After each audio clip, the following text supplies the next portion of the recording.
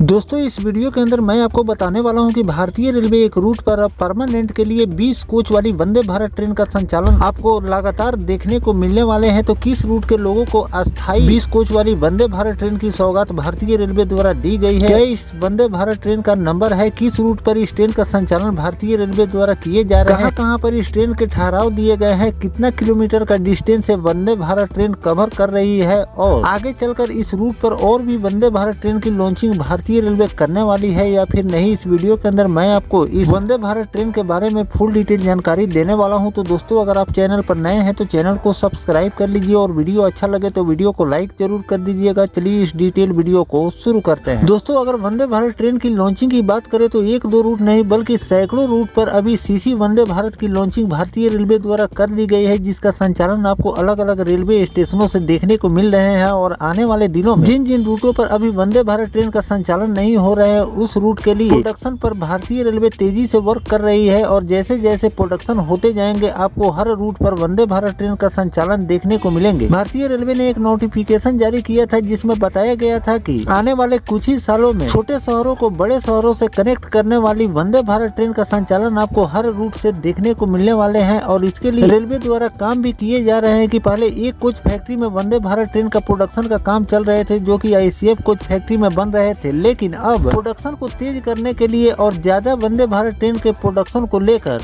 3 coach फैक्ट्रियों में वंदे भारत तैयार किए जा रहे हैं ताकि आने वाले दिनों में जो भारतीय रेलवे लक्ष्य लेकर चल रही है उसे पूरा किया जा सके। जिसमें पहली बार भारतीय रेलवे ने 8 कोच वाली वंदे भारत ट्रेन का निर्माण किए, जिसका संचालन आपको कुछ अलग अलग रूटों पर देखने को मिल रहे हैं। और उसके बाद यात्री डिमांड को देखते हुए 16 कोच के साथ भी वंदे भारत ट्रेन का निर्माण किए गए, जिसका संचालन आपको अलग अलग रेलवे स्टेशनों पर देखने को मिल रहे हैं। और यात्री डिमांड को देखते हुए 20 कोच वाली वंदे भारत ट्रेन का भी प्रोडक्शन शुरू किया गया, उसका भी आपको संचालन अलग अलग रेलवे स्टेशनों से भारतीय रेलवे कर रही है। तो यात्री डिमांड को देखते हुए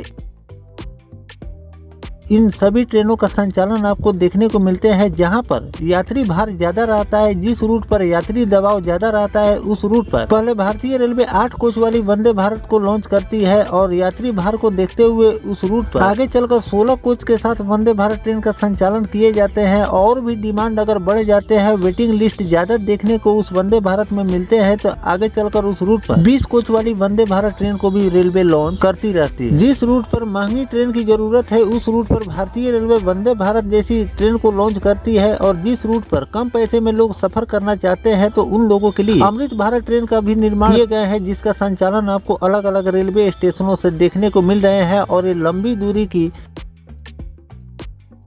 ट्रेन भारतीय रेलवे द्वारा तैयार किए गए हैं। 1000 से ज्यादा किलोमीटर की दूरी पर इस ट्रेन की लॉन्चिंग आपको देखने को मिल रही है। तो आने वाले दिनों में इस ट्रेन पर भारतीय रेलवे बहुत ज्यादा फोकस देने वाली है और आपको हर रूट से अमृत भारत और वंदे भारत ट्रेन का संचालन देखने को मिलेंगे। साथ में स्लीपर वंदे भारत पर भी रेलवे काम कर रही है, जिसका प्रोडक्शन होते ही आपको अलग अलग रूटों पर स्लीपर वंदे भारत की भी लॉन्चिंग देखने को मिलेगी। तो चलिए दोस्तों जानते हैं कि 20 कोच वाली वंदे भारत ट्रेन की सौगात भारतीय रेलवे किस रूट के लोगों को दी है। दोस्तों 20 कोच वाली वंदे भारत एक्सप्रेस बढ़ती मांग के बीच रेल मंत्रालय ने भारत की 42वीं Vande Bharat train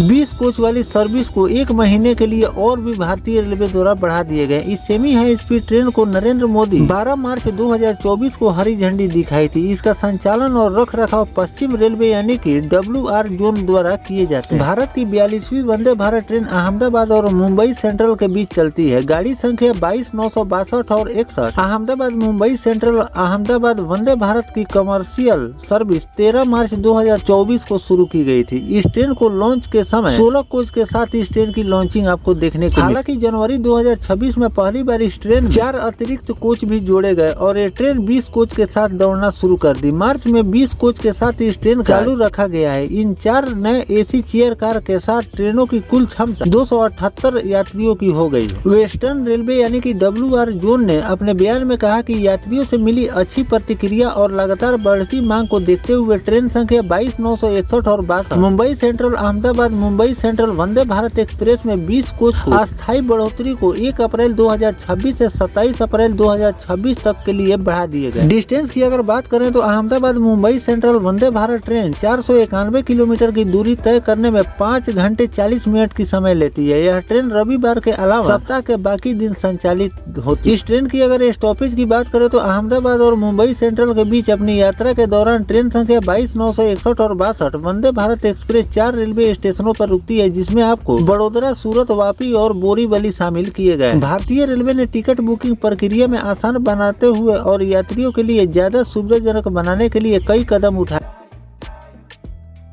national transport ने रिजर्व ट्रेन टिकट बुकिंग करने के लिए एडवांस रिजर्वेशन ARP को भी यात्रा के तारीख को छोड़कर 120 दिन से घटाकर 60 दिन तक कर दिया। तो दोस्तों, इस तरह से भारतीय रेलवे द्वारा इस रूट पर पहले 16 कोच वाली वंदे भारत ट्रेन का संचालन किए जा रहे थे, लेकिन यात्री डिमांड को देखते हुए इस रूट पर भारतीय रेलवे ने 20 कोच वाली वंदे भारत ट्रेन को लॉन्च कर दिए हैं। इस ट्रेन की तो लॉन्चिंग रेलवे द्वारा कर दी गई थी। किसी भी रूट पर अगर कोचों की संख्या भारतीय रेलवे किसी भी ट्रेन में बढ़ाती है, वंदे भारत ही नहीं बल्कि अदर ट्रेन में भी, तो पहले उसे अस्थायी रूप से कोच बढ़ाए जाते हैं, ताकि यात्री भार को देखते हुए अगर उस ट्रेन में अगर पैसेंजर मिलते हैं तो उसे आगे चलकर भारतीय रेलवे अस्थायी रूप से उस कोच को उस ट्रेन में लगाए जाते हैं। पहले भारतीय रेलवे किसी भी ट्रेन में अस्थायी रूप से कोच को अटैच करती है कि अगर यात्री मिलते हैं तो कोच उसमें रहते हैं, नहीं तो यात्री अगर कम मिलते हैं तो कोच को फिर से भारतीय रेलवे हटा लेती है। लेकिन इस वंदे भारत ट्रेन की अगर हम बात करें तो इसमें पहले अस्थायी रूप से कोच अटैच किए गए थे, लेकिन अब उस 1 अप्रैल के दिन से अस्थायी रूप से वो कोच यानी कि वो ट्रेन अब 20 कोच के साथ ही उस रूट पर संचालन करने वाली।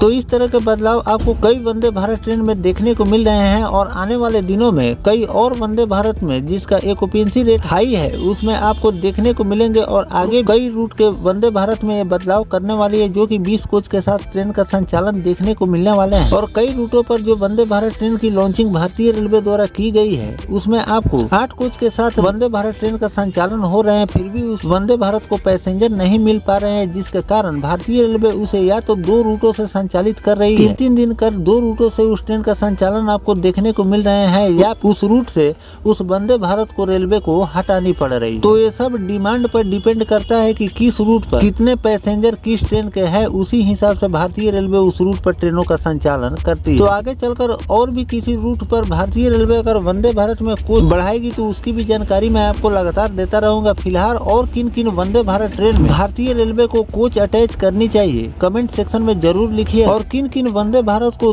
2 रूटों से चलानी चाहिए जिससे उस वंदे भारत को पैसेंजर मिले, ये भी कमेंट सेक्शन में जरूर बताइएगा। दोस्तों, इस वीडियो के अंदर तो मैंने आपको जानकारी दी है कि इस रूट इतना न ज्यादा इस वंदे भारत को पैसेंजर मिल रहे हैं कि यहाँ पर आपको लगातार वंदे भारत में कोचों की संख्या भारतीय रेलवे बढ़ाती जा रही है। तो दूसरी तरफ अगर पाटलिपुत्रा और गोरखपुर के बीच चलने वाली वंदे भारत ट्रेन की अगर बात करें तो इस ट्रेन में पैसेंजर 9 के बराबर है, जिसके चलते भारतीय रेलवे इसमें बदलाव करने वाली है। और ये बदलाव की बात करें तो पाटलिपुत्रा और गोरखपुर के बीच चलने वाली वंदे भारत को भारतीय रेलवे 2 रूटों से संचालित करने वाली है। 3-3 दिन करके एक ट्रेन 2 रूटों से चलने वाली है। थावे होकर भी इस वंदे भारत ट्रेन का आपको संचालन देखने को मिलेंगे, और साथ में भाया कप्तानगंज और नरकटियागंज होते हुए भी इस ट्रेन का संचालन आपको देखने को मिलने वाला है। लेकिन इस पर आधिकारिक जानकारी रेलवे द्वारा शेयर नहीं की गई है। आधिकारिक जानकारी जो भी आएगा वो भी जानकारी मैं आपको लगातार देता रहूंगा। फिलहाल दोस्तों, ये जानकारी आपको कैसा लगा कमेंट सेक्शन में जरूर बताइएगा। मिलते हैं किसी नेक्स्ट टॉपिक कोई नई जानकारी के साथ, तब तक अपने भाई को दीजिए इजाजत। जय हिंद, जय भारत, वंदे मातरम।